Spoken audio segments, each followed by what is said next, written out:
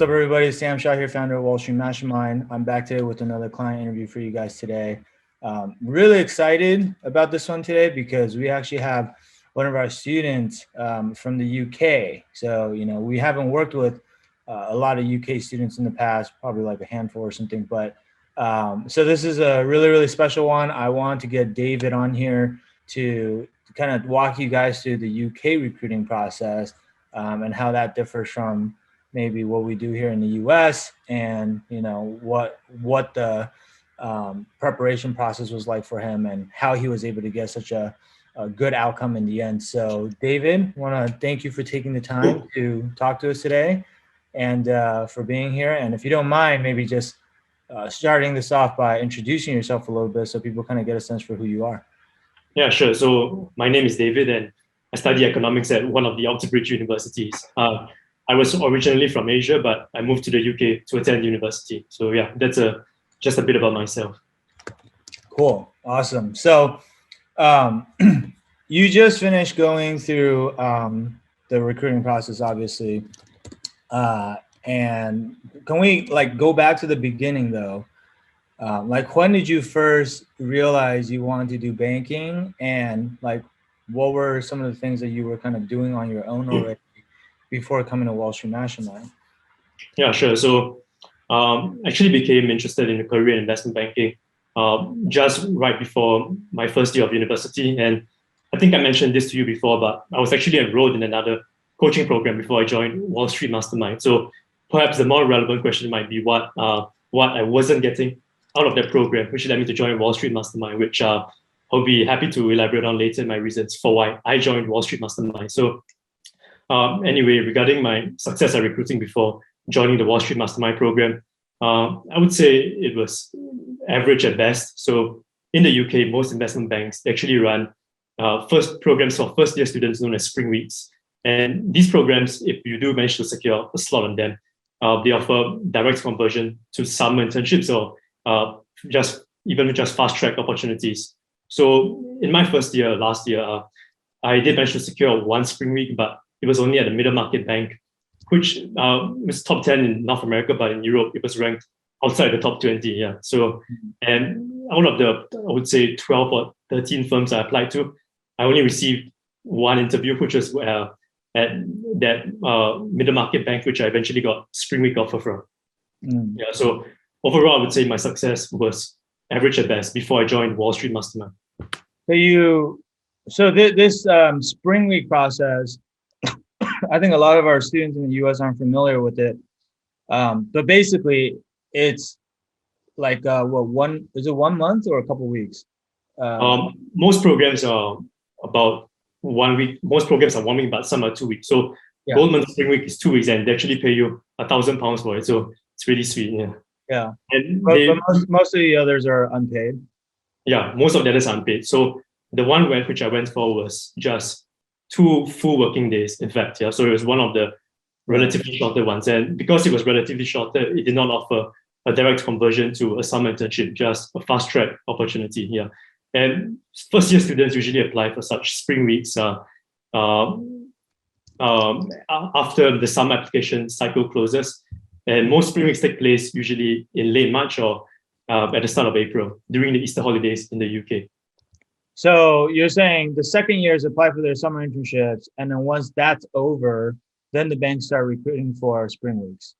Yeah, usually there's some overlap, but I think there's some overlap, but the HR teams will only start looking at spring applications after they filled their summer analyst classes, usually at most firms. Yeah, got it.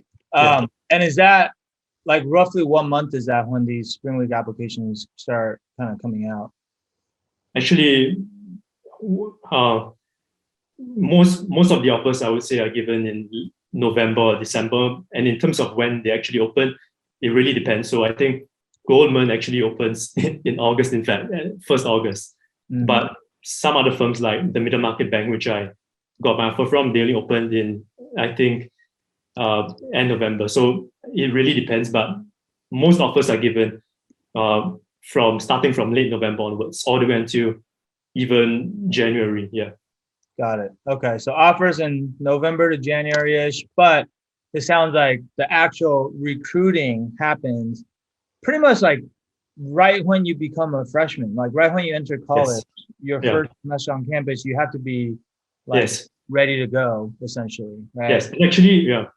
Actually, more, what I noticed among my peers who got, 5 or 6 different spring week offers is that they actually submitted applications even before the first week of university. So yeah, it's really important to start applying early.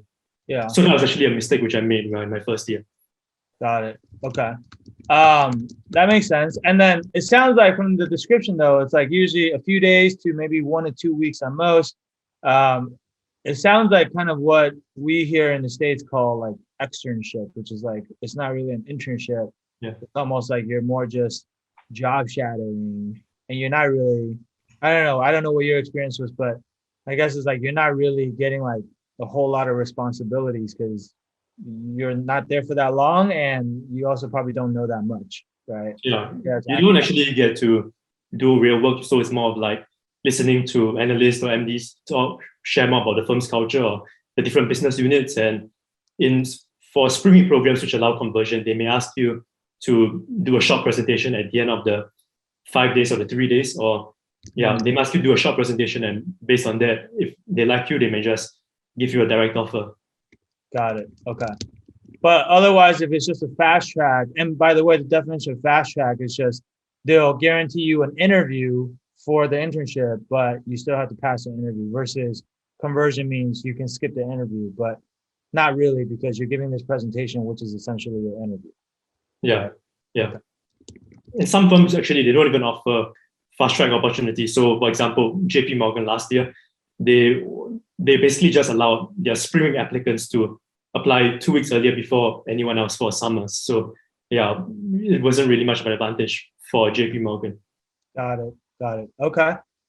So coming back then, aside from the logistics, you applied to 12 or 13 banks. You only got one interview, which obviously is not a good hit rate. And then that's even though you went to a good school, right? So like school's not the issue, right? And I think your grades weren't the issue either because I think you had, well, I guess for spring week you probably don't have grades yet because you're Yeah, they look at your high school grades. yeah, but your high school grades were probably good. Otherwise, Yeah. you wouldn't have gone into your school. So it wasn't like those. Just to be clear, like those weren't the reasons why you didn't get more interviews. Like, why do you think you didn't get more interviews? Like, why do you think you only got one interviews back then out of 12 or 13 applications? I think the main reason was that I applied relatively late. So I only managed to get in most of my applications in around mid-December. So after my first term actually ended at university. So, when I received the rejection emails from those 12 or 13 firms I applied to, I think 5 or 6 of them actually said that, no, they actually filled their entire class. So they did not even bother to look at my application because I applied so late. Got it. Okay. That makes sense. And did you go through that spring week application process on your own, or was this with the other coaching program that you mentioned earlier? Yeah, this was with the other coaching program. This was with the other coaching program. Okay. Yes. Got it. So like, what made you want to join Wall Street Mastermind then? Because obviously you already had help from this other coaching program. Was there something that you were missing that you're looking for, or like was it just because you weren't super happy with the fact that you only got this one offer, or like what in particular kind of drove you to go and seek out even more help?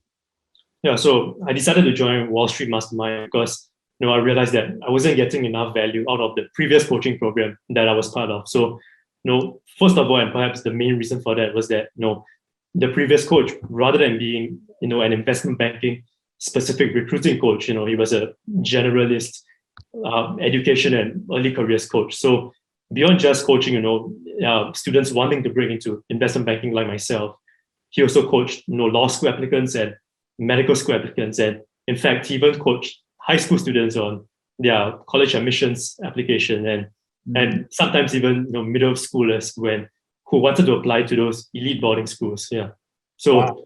An entire range of education and early careers students. So, okay. And because of this fact, I realized that the advice that I was getting from him it wasn't really targeted towards investment banking, and it was of a relatively lower quality compared to what I eventually got from the Wall Street Mastermind program. And I think on a more personal level, I felt that he wasn't fully committed in helping me secure in a top of firm, unlike Wall Street Mastermind. So I don't want to get into the weeds or the details of it, but it reached a point where I just lost my patience with him.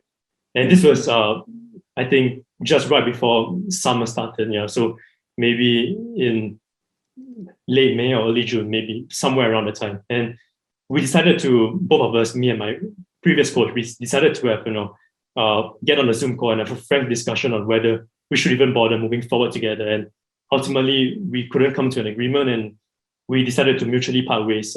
After he agreed to give me a partial refund, then I put that partial refund towards paying for Wall Street Mastermind, and I'm happy to say that it was a great decision. Yeah. Okay. So there's just a general overview about why I wasn't completely satisfied with the previous coaching program that I was part of. Yeah. Was that an expensive program, or is it like? Yes. It was? Okay.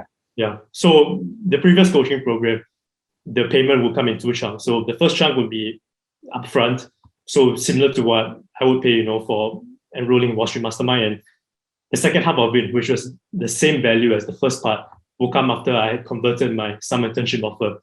And let's just say that, just the first chunk by itself, it already costs more than the Wall Street Mastermind package overall. So definitely wasn't getting my value for money out of that particular program.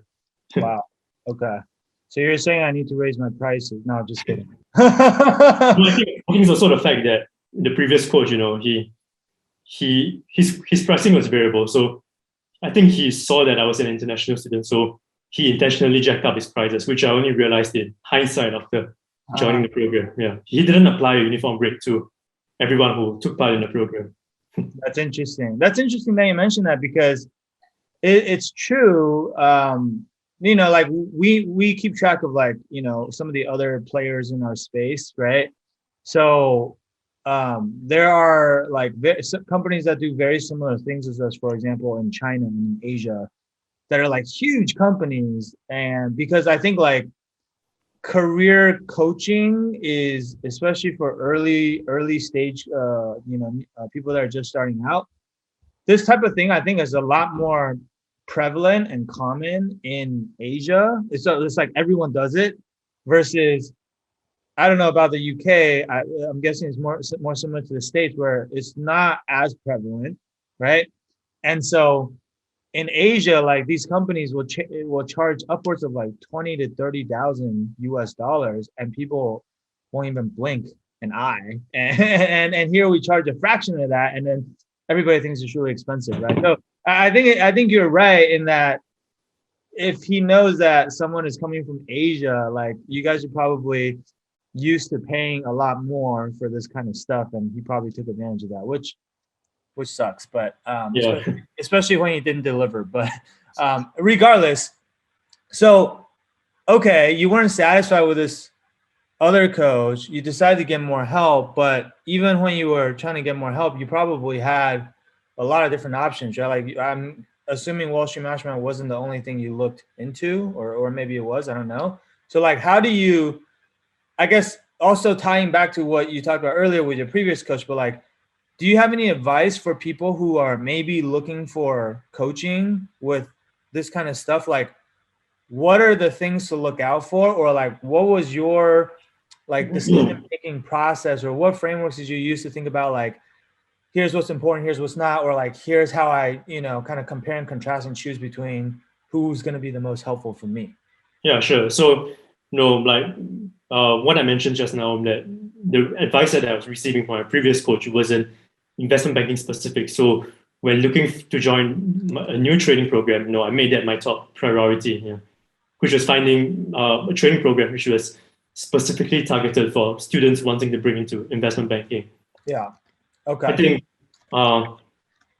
another thing I considered was client testimonials, because I realized that before, in hindsight, before committing to my previous coach, I actually should have requested a reference, or ask for proof of his success or whatever evidence that previous clients of his have actually broken to the top investment banks. And then that's something that I did not do with my top coach.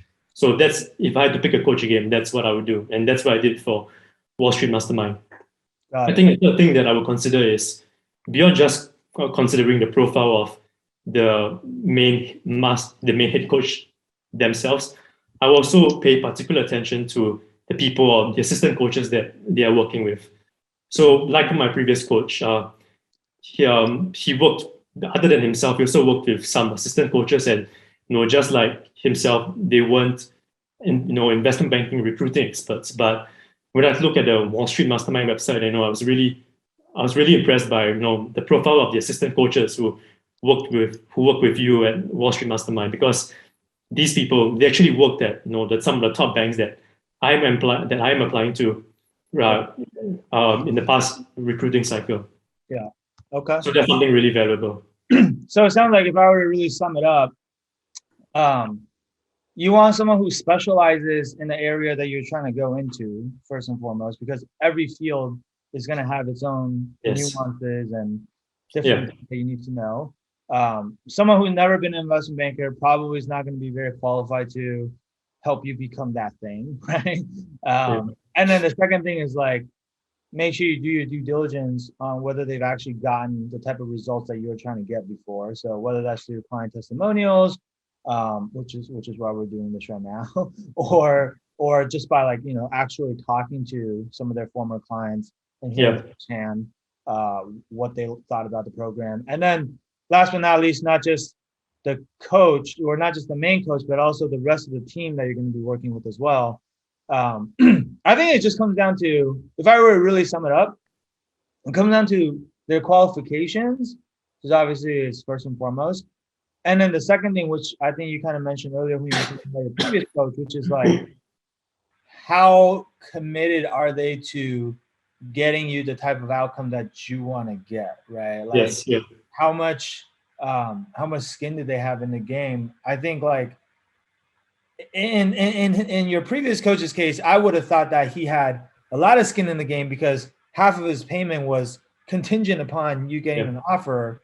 But regardless, though, it just, that's one of those things you kind of have to suss out from the conversations with the team, because everyone's always going to say they're very committed to getting you the offer. But, like, for example, if, I don't know, they just have way too many clients, for example, then, like, even if they say they want to, spend a lot of time with you or help you get XYZ outcome, they just might not have the bandwidth to actually do that. Yeah, man, I can elaborate more on this point later when talking about what Wall Street Mastermind did for me that my previous coach could not do or just refused to do. Yeah. So I can talk more about that later on. Okay, cool. So you joined Wall Street Mastermind, and then did you like check out any of the other programs that were run by former bankers? Or, like, I mean, I know there are similar programs in the UK, for example, right? A lot of times we talk to UK students, and I don't know if you had this concern when you were making this decision, but, like, they'll make the assumption that because Wall Street Mastermind is more US based and more of our students are from the US, that we can't help them because they're in the UK. And then, like, there are other companies in the UK that are based in the UK, and they're probably going to be better suited to help someone who's from the UK. Like, did you have that type of concern at all? I guess somewhat, yeah. But I think what really caused me to pull the trigger was that I think you're running this resume. I think it's separate from the main course, just two resume edits for, I think, 150 US dollars or something like that. So, I just took a plunge and I tried the program, and I was really happy with the resume that you edited for me after those two edits. Yeah. So I decided from then on, to sign up for the entire package. Got it. So that's how I decided to join the program. Yeah. Got it. Yeah. No, I remember that. So you basically, like, took us for a little test drive, and then, like, you liked the results, and then so that's when you took the plunge, basically. Okay. Yeah. So I guess let's come back to kind of like what happened after you joined Wall Street Mastermind then? Like, what did you do inside of the Wall Street Mastermind program? And like, what did you find to be helpful? And how is it any different than what you could have just done on your own, I guess? Because that's a very common question that we get from people is like, can I just like use all the free resources that are already Yeah. online, YouTube or whatever, right? Like, what's so different about the information that you're getting inside of Wall Street Mastermind? Like, can you just kind of talk about your experience a little bit? Yeah, sure. So, it's what I just said. First off, Wall Street Mastermind helped me to refine my cover letter and my resume. And of course, I could have just done it by myself, or I could have just given it to the career service at my university. But I think Sam's background speaks for itself. And the same applies to the assistant coaches working for him. So it was really helpful to have former investment bankers look through my resume and give me detailed line by line edits. Yeah, especially for the resume because it's so important. Yeah. So that was the first thing.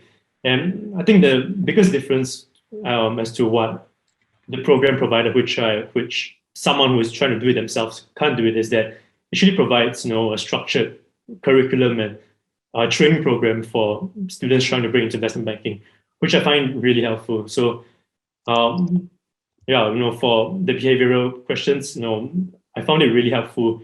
The video walkthrough is really helpful because you took a sample response and you walked us through how it could be improved. So, instead of just giving us, the so-called perfect answer, which many PDF guides do, I think it's more important.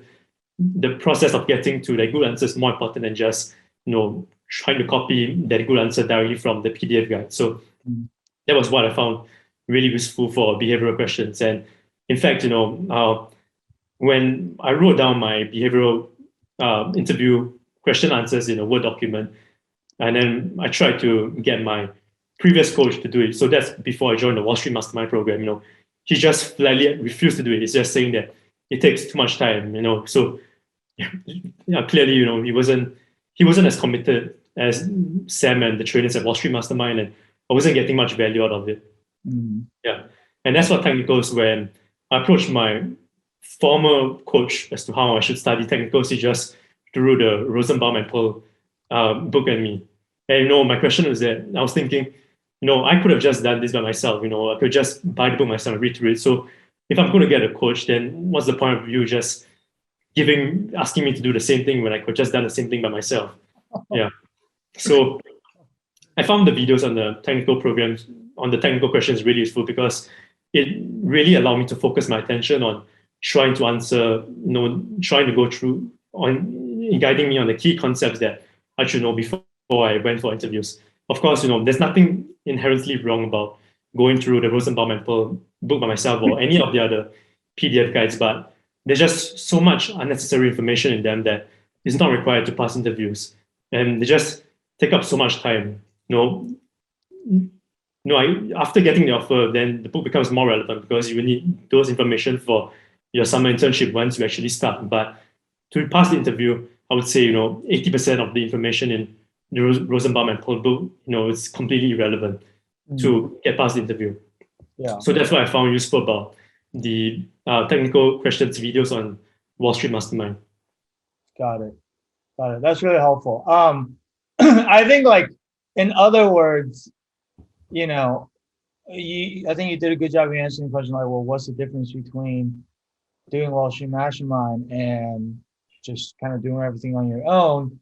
There are certainly programs out there that you could join, which would make it no different than if you were just doing it on your own, such as your old program, right? It's like if you're going to draft out your behavioral answers and they're not even going to edit it for you, you could have just done that on your own, right? If you are going to try to learn the technicals and they're just going to hand you a textbook and say, read this, you could have just done that on your own, or like you probably already knew about the textbook even before you joined the program. And so yeah, exactly, yeah. That's not really, that actually is like, and it really saddens me to hear that because it's people like your previous coach that makes the general population so skeptical about programs like ours, right? Because a lot of people have experienced what you experienced with him, right? It's just like, well, this is just going to be another one of those programs. But I think like what we really try to do is recreate like the school learning environment. Really is what we're Yeah. doing, right? It's like the difference between you going to lecture and listening to a professor to learn the concepts, and then being able to go to office hours and ask your TA questions, and then being able to like work on homework assignments or turn it in for feedback, and do all this in real time. Like anytime you have a question, you can just message us and you get on Slack and you get an answer pretty quickly. So it's like very interactive and personalized, right? Versus the analogy for doing it on your own is just like, instead of doing all of that, like instead of paying tuition and going to school and learning that way, you just save your money and buy a textbook and stay home Yeah. and read it from front to back, and then hopefully try to get the same result, even though in reality we all know that that's a much less effective way to learn, right? It's like, Yeah. I learn from someone who's like a PhD in the subject matter and has taught hundreds of students before, or do you want to just try to teach it to yourself when you're not a subject matter expert, right? Yeah. Yeah.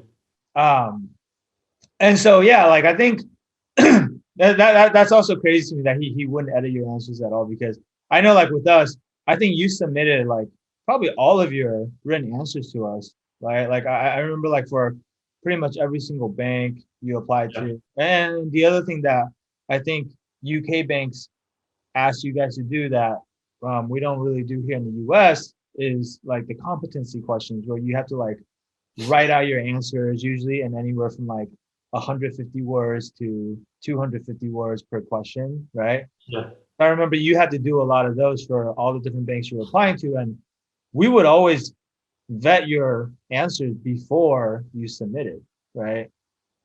Yeah. Yeah. And And that was really useful, in fact. Yeah. I feel like that's like a very critical part of the process, you know. Um, okay, so I guess for the summer internship process then, which is kind of what we were helping you with, right? Because you were done with the spring weeks by the time you came to us. In fact, you joined in what, July? So you joined like between your first and second year, right? Like summer Yes. between your Yes. first and second year. And then we're helping you with your summer internship recruiting process. Can we talk a little bit about um, what that interview process looks like? Because like I know like, once you get the interview, and by the way, in the UK, like the other difference is that networking is not as big of a deal as it is here in the States, right? Like, did you network at all or not really? I would say I did some networking, but the main use of networking in the UK is so that you can name drop others on your cover letter, or when in interviews when they ask you why this specific firm. Because in the UK, no matter how close you are to a certain banker, and no matter how senior they are, all applications have to go through the online process. So they can't really push your resume for you. So in that sense, yeah, networking is less important in the UK than in the US. Yep. Yep. Yeah. So let's talk about that, right? So you should still network because you get to kind of like learn about the firm and weave some of those answers into your own answers, especially when it comes to like answering why do you want to work for, I don't know, Goldman Sachs, JPMorgan, or JPMorgan, not Morgan Stanley. Like they always ask you why our bank specifically. You don't want to just give them like a generic cookie cutter answer. You want to make sure that your answer is specific to them, right? So that becomes the primary. I think that's more of like a secondary benefit here in the US for networking, but I think in the UK, that's probably more the primary benefit, right? Yes. But no matter what, though, to get the interview, you have to let's lay out the steps for people in terms of the interview process. So you said you have to first go through the online process. Explain that part a little bit, because I think that part is also different.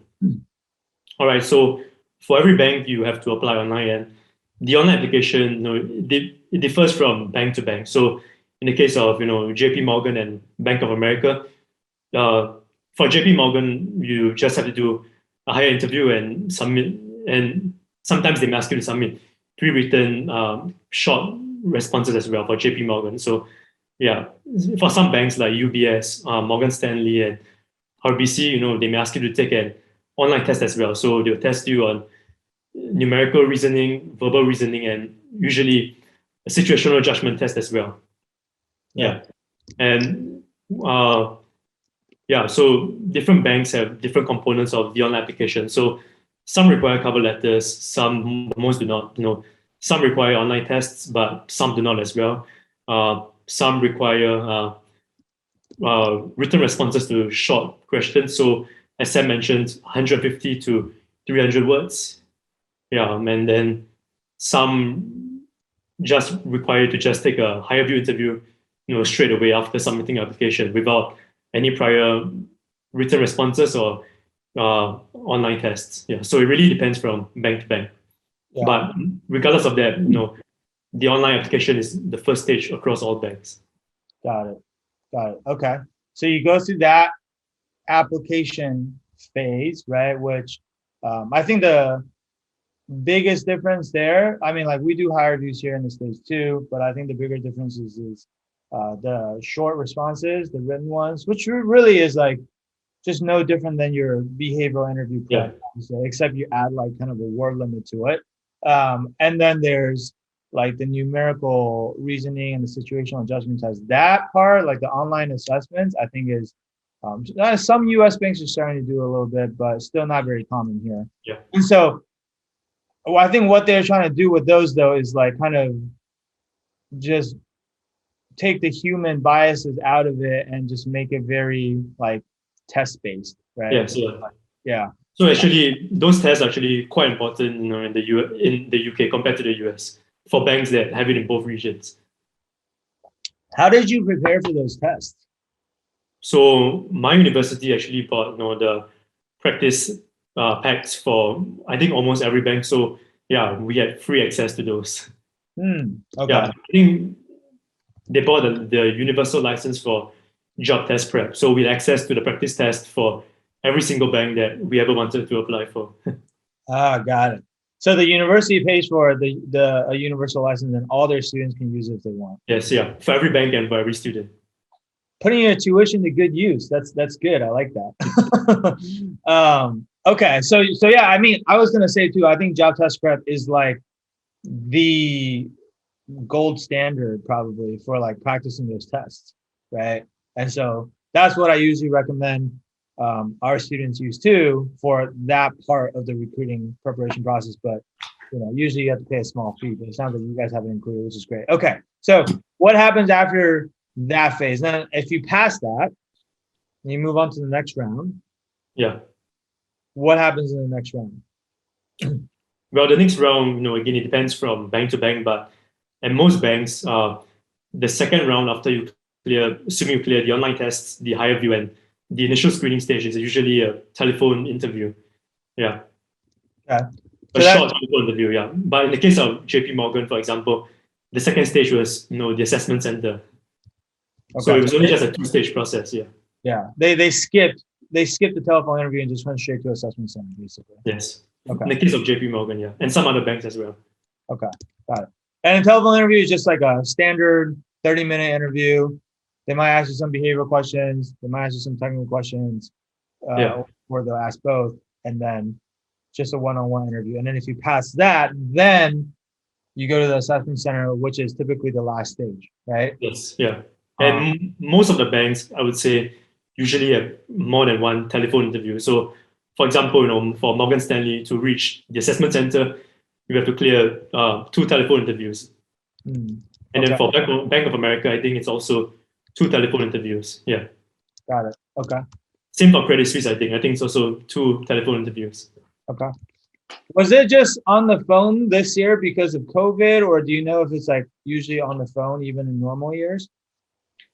Yeah, I think at least for the second stage after the initial screening process, most of it is still done virtually, when only the final assessment center is conducted in person.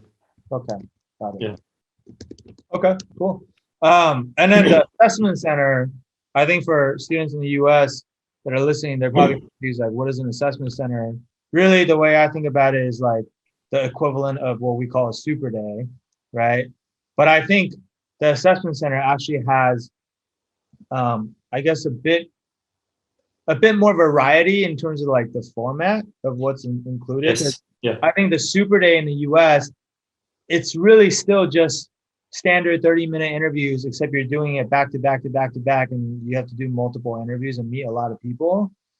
Talk to us about the assessment center and what are the different things that they make you do at that stage. Sure. Yeah. So most assessment centers would still have, at least 2 or 3 back-to-back interviews.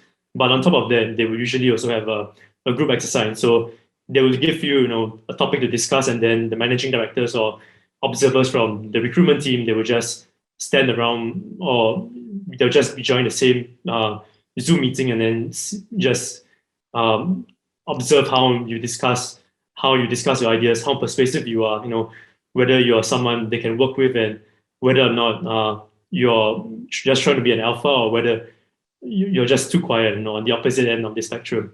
Mm-hmm. Yeah. And beyond group exercises, sometimes they usually also have presentations. So they'll give you a topic, and then they'll make you do a presentation in front of, the managing directors or the VPs. So yeah. Yep. And just to be clear, the group exercise where you have a topic to discuss and a group presentation, is that on the same topic or is 2 different topics? It really depends. So the presentation itself, it can be solo, it can be group. Yeah. And then for the group exercise, the topic, I think the topic, they can give it to you on the day itself of the assessment center, or like in the case of JPMorgan, they actually sent the topic 2 days before. So they gave the students time to prepare for it in advance of the assessment center. So it really differs from bank to bank. Got it. Okay. Yeah. Can you give us like an example of the topics that they would ask you to discuss? Like, is it like, related to a specific deal, or is it something that's going on in the markets, or what kind of questions do they typically ask? Sure. So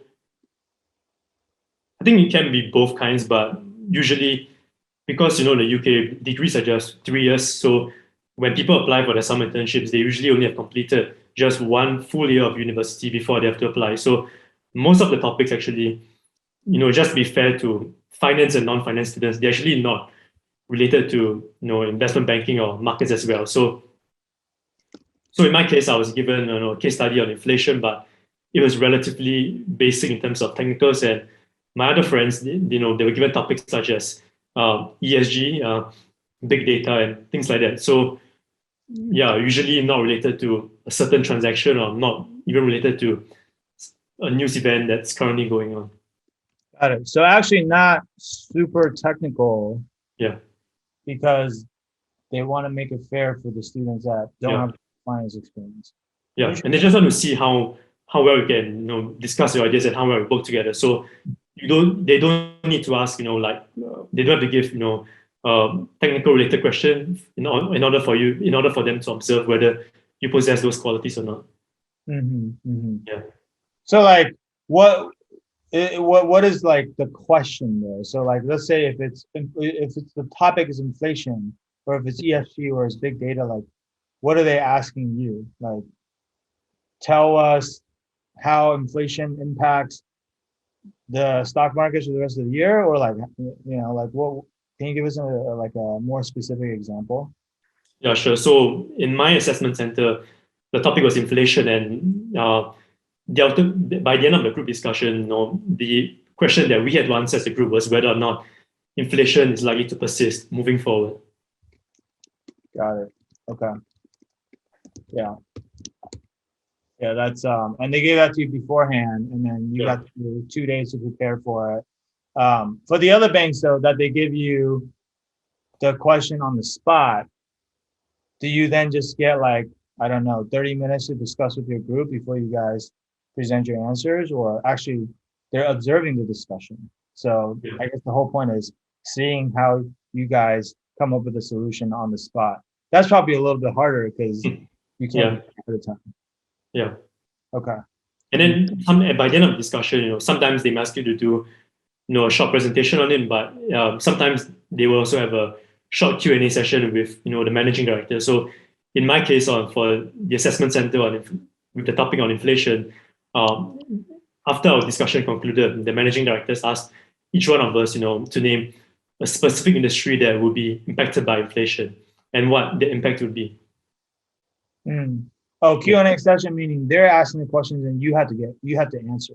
Yeah, after our discussion concluded, after the end of the group exercise, it will be, so they will ask a question on the same topic. Yeah, understood.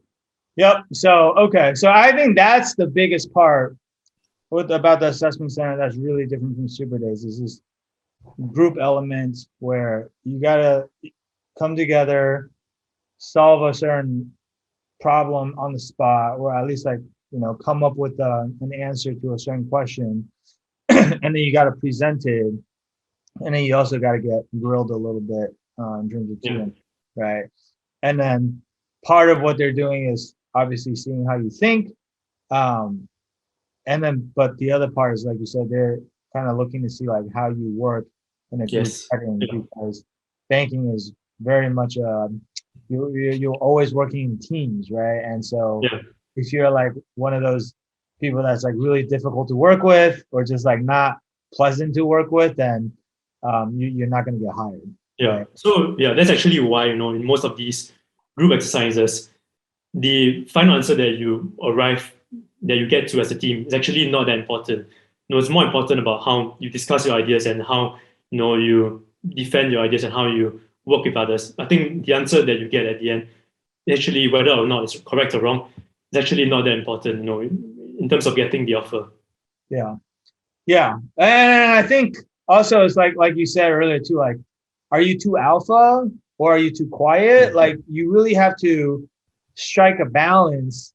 Yes. Because there are those people that maybe feel like they want to hog the spotlight, or they want to like, be the best person on the team or whatever. And they try to like dominate the conversation or talk over other people. And they're actually just shooting themselves in the foot, right? But then also if people like they're super shy and kind of meek and just sit in the background and don't really contribute, then you're not really adding value to the team either, right? So it's about how do you find, like, pick and choose your spots and interject with actually insightful comments. Yeah, exactly. Yeah. Time, right? So okay, cool. So that's awesome. That's the assessment center. And then like, honestly, it sounds like a pretty grueling. I would say like a more grueling process than it is here in the U.S. if you ask me. But you made it through all this, I guess. Like in the end, because you mentioned like the first time when you recruited for Spring Weeks, you submitted 12 to 13 applications and you got one interview, right?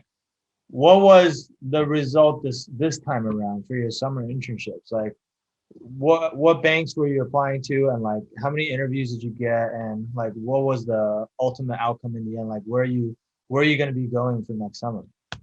Yeah, so I'm really happy to say that I've accepted an offer from JPMorgan for their London office. Yeah, and after I accepted the offer from JPMorgan, I withdrew all my other applications. And beyond JPMorgan, I was also invited to the final round, the assessment center at Bank of America, which I declined, after I accepted the JPMorgan offer. I think I could probably have gotten at least one other offer, if I didn't withdraw my remaining applications, because it was still relatively early on in the recruitment cycle. So, for example, the JPMorgan assessment center, which I attended, it was among the first 5 that they conducted for the current recruitment cycle. Yeah. Okay, got it. And I know that's, first of all, that's amazing. So congratulations on that. And obviously JPMorgan is one of the top banks you can possibly get into, not just in the US, but just globally, everywhere. But I remember when you got the offer and you told me about it, you were so excited. You were typing in all caps. I love getting those messages, by the way, from our students, because it's just like, it just makes my day, seeing how happy you guys are. You also mentioned that you got this offer despite being an international student. Yes. Also being non-diversity. Yeah. So talk about that a little bit. Like, why did you mention that? Is that like a big, and we were discussing this a little bit before we kind of came on here, but like, Was that like a big disadvantage in your opinion, being international, being non-diversity? Like, is that pretty hard to do to get an offer from JP Morgan London with that profile, or like kind of how do you think about that? I think it's not. I don't think it's impossible because I got the offer, but I think definitely it's. I would say a lot harder, especially the part about being an international student. Yeah, Yeah, and an international student who is non-diversity. Yeah, yeah. because Although, I think the reason is that JP Morgan they actually have many diversity programs, including a spring program for people from underrepresented backgrounds. right. And obviously, even though JP Morgan doesn't offer, fast track or direct conversion opportunities from their spring program to their summer internship program, but if you state on your resume that you've done your spring week at JP Morgan, then clearly you're much more likely to actually get an offer from them. So, for example, I have a number of my friends who also got offers from JP Morgan. They said that they messed up their higher view, they've significantly messed up their higher views, but the only reason why they still managed to get invited to the assessment center was because they actually did their spring week. Yeah. And how they got the spring week in the first place, according to them, is that, that because they came from a relatively underrepresented background, which is the entire point of the spring week. That's the thing. I mean, Yeah. in other words, really, they do still fast track people from the spring week. It is essentially what it is, right? Because if you've done the spring week, it's just easier for you to get moved on to the next stage, no matter what. Right? Yeah. And so obviously you didn't have the benefit of being a diversity candidate, and then you're also an international student. And then I think the other interesting wrinkle that we were talking about is because of the Brexit, your class is actually the last class where like being an international student is still a pretty big disadvantage because I think in your cohort, students that are from like France or it was Germany, I think, like Yeah. they don't need visas to work in the UK, right? Yes. Yeah. After your class, going forward, now with Brexit, basically all of those other European countries will still need visas if they want to work in the UK. So now it's more of a level playing field for an Yes. Yes. international student like you who comes from Asia. Like obviously still at a slight disadvantage to local UK applicants who don't need visas at all. But at least for the rest of Europe, you guys are on more of a level playing field, right? Maybe the Yeah. other advantage that they still have over you is that they speak another European language, Yes. but you don't since you're from Asia. But nonetheless, the point is being an international student, just like here in the US, being an international student does make things harder. They have to sponsor you, which is more of a hassle for them. You have to really make it worth their time by being like a truly exceptional candidate. And then being non-diversity means that you don't have some of these other fast track options that you might have otherwise, right? Yeah. I Got think it. when you talked about Brexit just now, although my class is, the last class where, French or German students in my cohort, they wouldn't need visa sponsorships to work full time in the UK. But I think Brexit still benefited me in some way because my class is actually the first class for that non-European students like myself. We actually get 2 years to search for jobs in the UK before we get, we get deported or kicked out. So before that, I think they only had about 6 months. So my class was the first class where we get full 2 years after graduation to look for full-time jobs in the UK. Oh, wow. Yeah. Okay. So they just changed the rules starting your year. Yeah. For non-European students. Yeah. Okay. So you can graduate and stay in the UK for 2 years.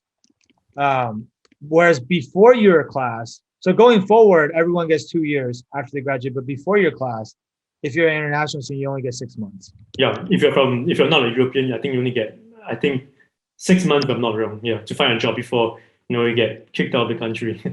If you're not a European, okay. So if you're from France or Germany or whatever, then you can still stay for 2 years or whatever. Yeah. Without a visa or anything, yeah. You can just stay there for however long you want.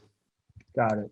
Yeah. Yeah, we have that in the States too. We call it OPT, but international students can stay for a year after they graduate, or they can stay for 3 years if they're studying like a STEM major, basically. But Okay. So anyway, regardless, it's an amazing accomplishment, man. You overcame a lot to get this offer. I guess like the last thing I want to ask you is, given all the success you had, and given just like, because you pretty much went through the entire process, starting with like spring weeks to later the summer internship process, and you talked to so many banks along the way. Like, what's one piece of advice that you want to pass on to other people who are maybe just starting to go through the process now? Maybe something that someone told you along the way that just really helped you a lot. Is there anything like that that you want to share with people? Yeah, so I would say that, for the UK specifically, it's really important to let your personality shine through in your written responses, in your online applications, and especially in your interviews if you get invited to them. So this is because, in the UK, if you're just an undergrad student applying, there's actually a much less of a focus on technical questions, since most applicants would have just completed their first year of university. So they don't really expect you to know much technical knowledge. Mm. So this means that your personality actually becomes an even more important factor in trying to differentiate yourself from the competition, especially if you get invited to an assessment center, because senior bankers, they really care more about your personality and your cultural fit compared to your technical knowledge, for example. Yeah. And I think instead of trying to conform to stereotypical investment banking personality type, it's better, and bankers appreciate it when you let your genuine personality shine through, and when you're actually proud of the background that you come from and the specific experiences that you bring to the table. Yeah. Yeah. That makes a lot of sense. It sounds like what you're saying is like, because I feel like a lot of students, they worry a lot more about the technical portion of the interview because Yes. it's scarier, right? It's like if you get a technical question, you don't know how to answer it, it'll be very obvious that you don't Yeah. know, right? But like I feel like the same side of I mean, there's two sides to the same coin, which is because of that, a lot of students also kind of neglect or don't put as much time as they should into thinking about their story and their behavioral answers and just like their motivations and like why they want to do banking, like all those questions that come up in interviews. I always try to tell people, like, regardless if you're in the UK or US, like the behavioral side of things is actually the more important side, because the way the bankers think about it, and I'll tell you this from having been a banker myself, like when we're talking to a candidate, like we can't change who you are as a person, right? We can teach you all the technical stuff that you need to know after we hire you, if we need to, right? But if you're just like not someone we would like to work with, like we can't change that, which is not ideal, right? And so that's the thing that you really want to pay attention to and really optimize for. And that's why like we spend so much time with our students on working on your behavioral answers and literally going through every single answer line by line and editing it and changing even sometimes just like very nuanced things and wording, and like the delivery matters so much, right? So I think that's really, really good advice. Actually, can I just share, in fact, for my successful JPMorgan application, throughout the entire process from the online application to the higher views to the assessment center with the managing directors at VPs, I was just asked a single technical question throughout the entire process, and it was a really, really basic technical question. So the question was, how would a public company pay for an all-cash acquisition? So I answered that question in exactly 5 words, which was existing cash, debt, stock, and divestitures. And then they just said, good. So that was the only technical question I got for JPMorgan. Although at other firms, and especially at the elite boutiques, I think like at Greenhill, the technical questions were significantly harder than that. But for JPMorgan, that was the only technical question I got throughout the entire process. Yeah, I think there's a lot of factors people have to consider. Is like, one, the bank you're interviewing with, like elite boutiques tend to be a lot more technical, right? And then two, also like, what is your background? Like you said, you're just, a second year college student. You're not going to be expected to know as much versus like if you were a master's in finance student and you're going for because you were competing with some people with that profile, right? They're probably going to be expected to know a bit more because they're older and more experienced, right? So Yeah. either way, you should know both just to be safe because you never know what's going to happen. Yeah. But like, don't make the mistake that most people make, which is like neglect the behaviorals for the technicals. Yeah. If anything, you want to be really balanced on both sides, right? Yeah. Anyway, I know we're way over time. I don't want to take up any more of your time. Guys, if you're still listening to this, I think this has been one of the most insightful client interviews we've ever done, just in terms of like walking through the process step by step in so much detail. So hopefully you guys found this to be really, really helpful. If you guys are applying for investment banking in the UK and you want help with the process, we can absolutely help you, just like we helped David. Even though there are different nuances between the US and the UK process, fundamentally at the core, the preparation is really not that different. Like the stuff that you need to learn and the things you need to think about pretty much are universally the same, right? So just like David was able to get a really, really successful outcome, and we've had other clients I've recruited for the London office have gotten really successful outcomes, we can absolutely help you kind of accomplish the same thing as well. So if that's something that you guys are interested in, I want to invite you to schedule first a free virtual coffee chat with us. Okay, so what it is just like David said, before you join a program, you really want to do your due diligence and talk to some former students of the program to see what they thought. So what this virtual coffee chat is you get to talk to one of our alumni, so upperclassmen who's already gone through our program and has finished the recruiting process. You can just pick their brain, ask them whatever questions you have about the recruiting process, get their advice. You can ask them about Wall Street Mastermind as well if you want. And then after you talk to them, if you like what you hear and you're still interested in working with us, then our alumni can help set you up for or introduce you to our team, and we can have a further conversation with you to see if it's a good fit, right? So if you that virtual coffee chat, like there's no strings attached, you're not committed to anything, it's just like having another networking conversation. So if you're interested in doing that, you can go to www.wallstreetmastermind.com/apply. The street is abbreviated to ST, so it's wallstmastermind.com/apply.